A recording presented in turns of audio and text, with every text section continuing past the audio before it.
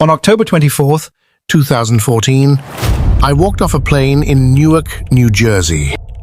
I had just spent a month in Sierra Leone. I had held the hands of dying strangers. I had worked 18-hour shifts in a hazmat suit in 100-degree heat. I had watched a 10-year-old girl seize and die, alone in a tent because there was no one left to hold her. I came home to America, and America put me in a cage. Before we get to the tent, Before we get to the politicians and the panic, you need to know who Kaci Hickox, actually was. because the story you probably heard, Was about a nurse who fought a quarantine. But that story starts in the wrong place. Kaci Hickox grew up in Texas. She became a nurse. Then she went further, earning a master's degree in public health nursing from Johns Hopkins, one of the most respected public health programs in the world. She studied infectious disease. She understood outbreak response, not From textbooks alone, but from the CDC, where she had completed an epidemiology fellowship. She knew exactly what Ebola was. She knew exactly how it spread, through direct contact with the blood and bodily fluids of someone who is already symptomatic. Not through the air, not through a handshake, not through sharing a subway car with someone who looks sick. She knew all of this, and she went anyway. This is Plague Diaries. Every infection has a story, every outbreak a beginning. And this one begins in September 2014. The West African Ebola outbreak was the worst in recorded history. Sierra Leone, Guinea, Liberia, entire health systems collapsing. Doctors Without Borders, Médecins Sans Frontières, was running treatment centers with not enough beds, not enough staff, not enough of anything. They were asking for volunteers. Kaci Hickox said yes. She was assigned to the Ebola treatment center in Bo, a city of roughly 200,000 people in the southern province of Sierra Leone. The center was perpetually overwhelmed. There were never enough beds. There were never enough nurses. She worked there for 1 month. 1 month of suiting up in full protective equipment, gloves, goggles, gown, boots, face shield, in temperatures so brutal that shifts were capped at 1 hour before the heat inside the suit became dangerous. 1 month of watching people fight for their lives against a virus that killed roughly half of those it infected. 1 month of learning what it means to comfort someone dying in isolation, someone whose family cannot come near them, someone who will die, if they die, without anyone touching them. On the night of October 23rd, 2014, her last night in Sierra Leone, Hickox was treating a young girl. The girl was approximately 10 years old. She was having seizures. By morning, the girl was dead. Hickox left for the airport. Before we talk about what happened to Kaci Hickox at Newark Liberty International Airport, we need to understand what America looked like in October 2014. The country was afraid. 2 months earlier, in August 2014, the first American Ebola patients had been brought back to the United States for treatment. They survived. Then, in September, a Liberian man named Thomas Eric Duncan, who had unknowingly been exposed before boarding a flight, landed in Dallas. He became the first person to be diagnosed with Ebola on American soil. He died on October 8th. 2 nurses who treated him, Nina Pham and Amber Vinson, contracted the virus. Both survived, but the damage to public confidence was done. This was the America that Kaci Hickox flew home to. She landed at Newark Liberty International Airport on October 24, 2014, a Friday afternoon. She had been debriefed by Doctors Without Borders in Brussels. She had been cleared. She had no fever. She had no symptoms. She felt fine.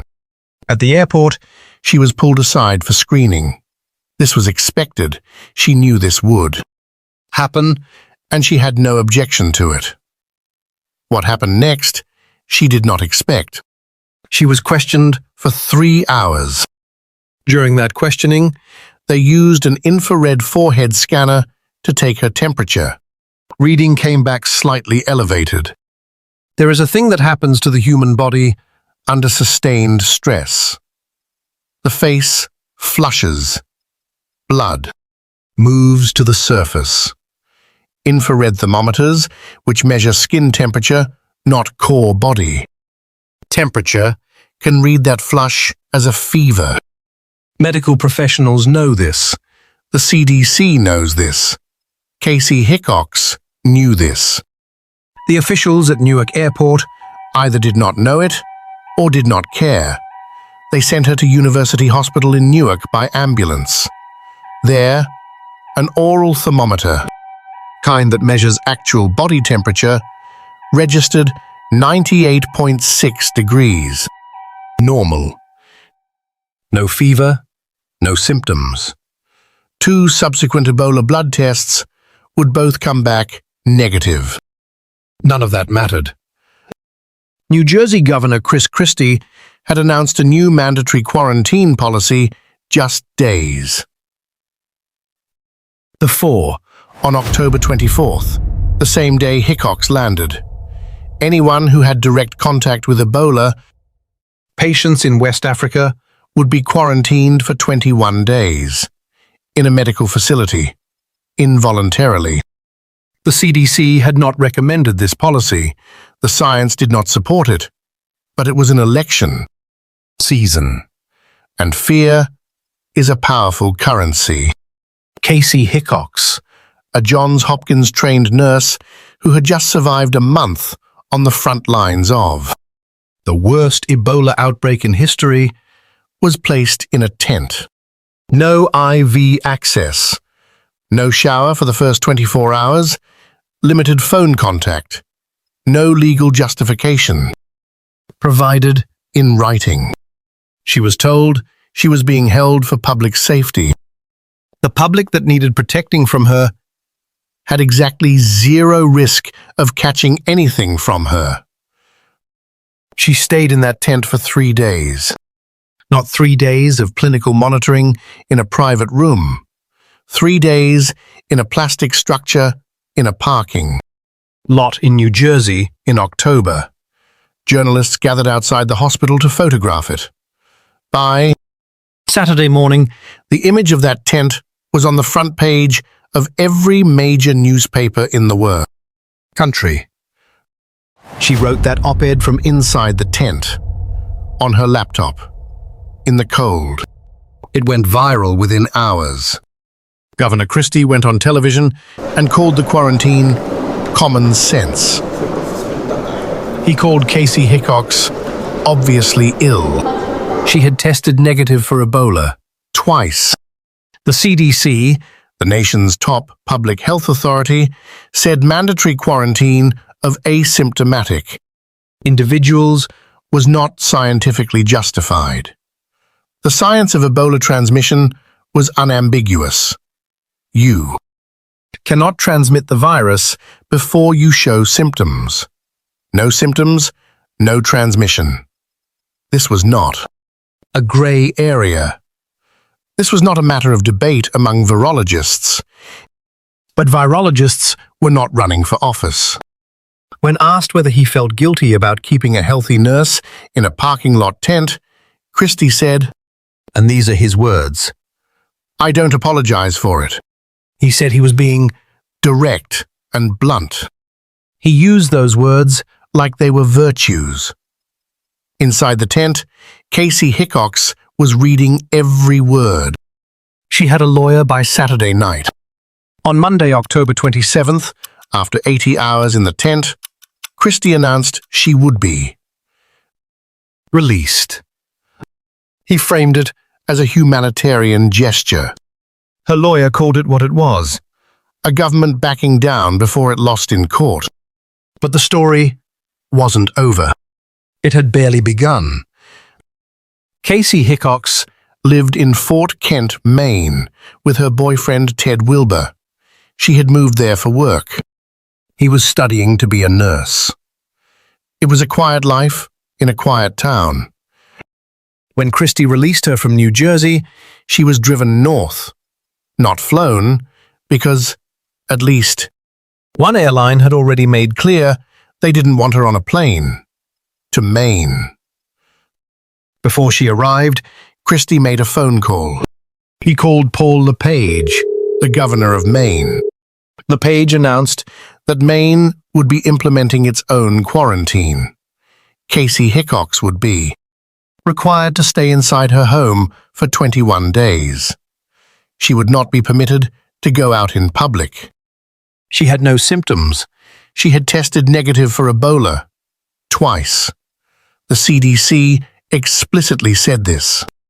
Quarantine was medically unnecessary. None of that mattered. She arrived in Fort Kent on the night of October 27th.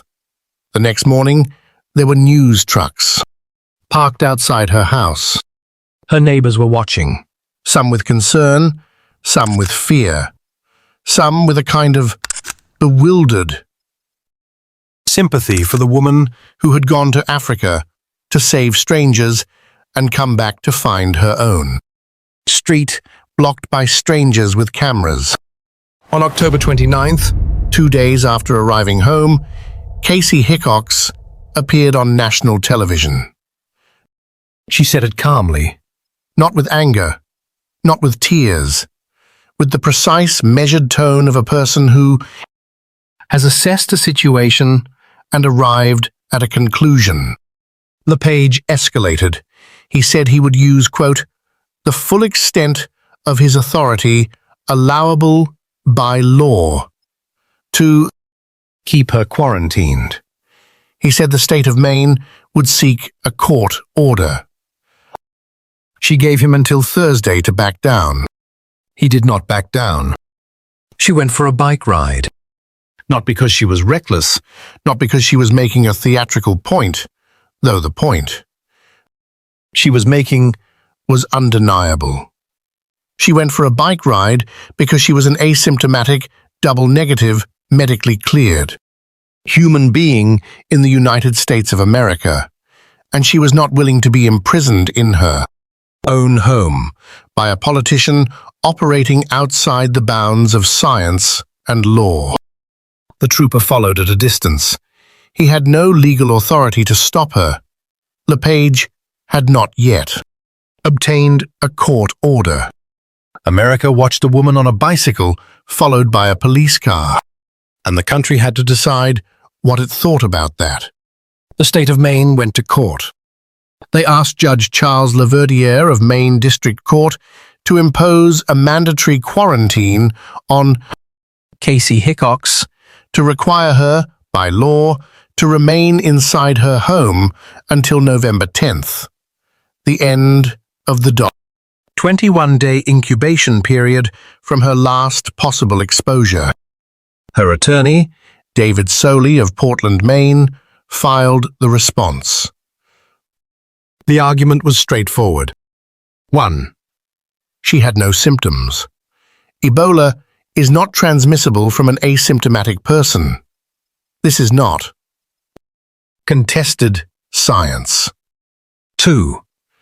She had tested negative for Ebola twice. 3. The CDC, the nation's own public health authority, did not recommend mandatory quarantine for returning health workers without symptoms. 4. Forcibly imprisoning a person in their home without medical or legal justification is unconstitutional. The Fourth Amendment. the 14th Amendment, the right to liberty. On October 31st, 2014, Halloween, Judge Leverdier issued his ruling. He did not grant the state's quarantine request. He ordered that Kaci Hickox could move freely, could come and go from her home, as long as she agreed to 3 conditions: daily monitoring of her symptoms, a 24-hour notice before traveling outside of Maine, and immediate notification of health authorities if she developed any symptoms. That was it. The science had won. Governor LePage told reporters, and again, these are his exact words, "If the court says not to worry, hey, don't worry." Governor Christie, who by this point had moved on to other campaign stops, told a reporter, who asked about Hickox possibly suing him, "Get in line. I've been sued lots of times before." She sued him. In October 2015, 1 year after the tent, Kaci Hickox filed a civil rights lawsuit against Christie and the state of New Jersey, alleging illegal imprisonment and violation of her constitutional rights. The case moved through the courts slowly, the way these cases do. But the lawsuit was never really just about her. Here is what people missed in the fury over the bike ride and the tent and the court order. Kaci Hickox was not the only health worker who came home from West Africa in 2014. Dozens of Americans, doctors, nurses, epidemiologists had volunteered with Doctors Without Borders and other organizations. Some of them saw what happened to Hickox. Some of them saw the tent. Some of them read Christie's statements, watched the news coverage, saw their colleague followed by a police cruiser down a country road in Maine. And some of them, quietly, privately, decided they would not volunteer again. Not because they were cowards, because they were human beings who had families, who had jobs, who did not want to return home to mandatory imprisonment and public humiliation, and politicians calling them threats to public safety. Doctors Without Borders said it publicly. The quarantine policies implemented by New Jersey and other states were counterproductive. They risked deterring the very health workers the world needed most. By the boots of people like Kaci Hickox. 5 years later, in 2019, a different outbreak. Democratic Republic of Congo. Another call for volunteers. 6 years after that, 2020, COVID-19. The entire architecture of public health emergency. Response, tested all at once. The same questions. Science versus politics. Evidence versus fear. The rights of individuals against the anxieties of the public. The same arguments, playing on a vastly larger stage. She said that in November 2014. Read it again. As of today, Kaci Hickox works in Oregon in infection prevention. She speaks publicly about the experience. She has said she would return to West Africa in a heartbeat to do the same work. Again. The last patient she treated in Sierra Leone, the 10-year-old girl who seized and died the night before she left. Hickox has said she never forgot her face. She has said those are the faces she tries to carry, the ones who survived, the 39 patients who walked out of the treatment center in Bow and went home to their families. She carries those faces. She carries the other ones too. Here is the thing I keep turning over. Kaci Hickox went to Sierra Leone knowing she might get sick, knowing she might die. She went. Anyway, because she was trained for it, and because people were dying, and because someone had to go. She came home, having not gotten sick, having not put anyone in danger, having tested negative Twice. and the country she came home to treated her like a threat. And the people who treated her like a threat, The governors who gave the press conferences, who used words like blunt and common sense while ignoring the actual science, those people went on to run for president, or won re-election, or gave speeches about protecting American families. Kaci Hickox. Went to work in infection prevention in Oregon. I'm not telling you this to make you angry.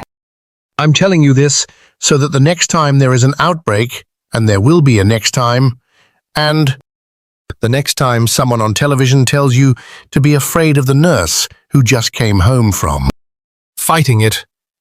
you remember this story. You remember the tent. You remember the bike. You remember the court.